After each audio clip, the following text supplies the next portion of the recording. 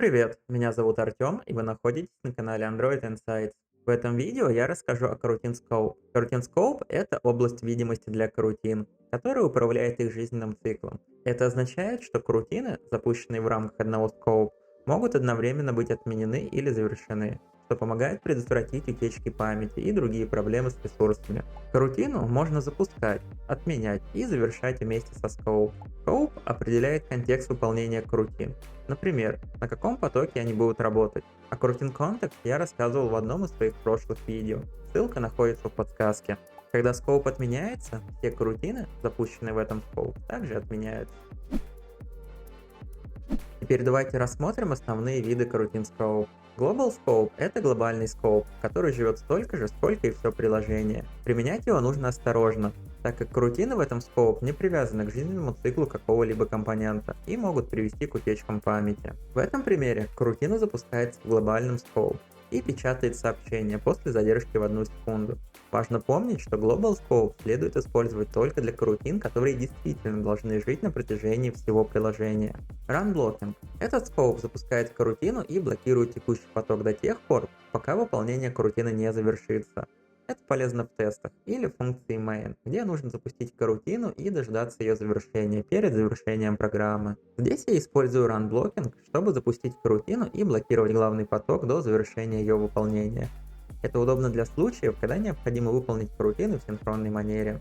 Lifecycle Scope или ViewModel Scope — это специальный скоуп для Android-приложений, которые привязаны к жизненному циклу компонентов. Эти скоуп автоматически отменяют карутины, когда соответствующий компонент, Activity, фрагмент или ViewModel уничтожаются, что помогает избежать утечек памяти. Теперь я рассмотрю, как создавать свои собственные Coroutine Scopes с разными контекстами. Это очень важно для управления карутинами в различных ситуациях. Создание Coroutine Scopes Dispatcher's Default. Этот диспатчер используется для выполнения CPU-зависимых задач, таких как сложные вычисления. В этом примере я создаю Coroutine Scope с диспатчером Default, который оптимизирован для выполнения CPU-зависимых задач. Запускаю карутину внутри этого Scope и выполняю тяжелые вычисления. Создание Coroutine Scope с диспатчер IO. Этот диспатчер используется для выполнения задач ввода-вывода, таких как чтение файлов или работа с сетью. Здесь я создаю Coroutine Scope с диспатчером IO, который оптимизирован для задач ввода-вывода. Я симулирую сетевой запрос и вывожу его результат на экран. Создание Coroutine Scope в собственном job. Это позволяет более гибко управлять жизненным циклом карутин, связывая их с конкретным job. В этом примере я создаю собственный Coroutine Scope с диспатчером main и собственным job. Это позволяет мне управлять жизненным циклом карутин более гибко, отменяя их по мере необходимости.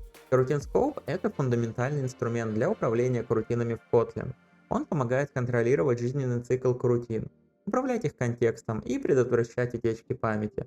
Понимание и правильное использование скоупов позволяет создать более надежные и эффективные приложения, упрощая управление синхронными задачами. Использование Coroutine Scope — это ключевой аспект в разработке на Kotlin, который делает работу с синхронным кодом простой и удобной.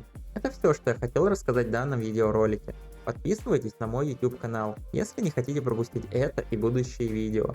Ставьте лайк, если данное видео вам понравилось, было для вас полезным. Если у вас есть вопросы, оставляйте их в комментариях. Также подписывайтесь на мой телеграм-канал. Спасибо за просмотр, всего хорошего, пока.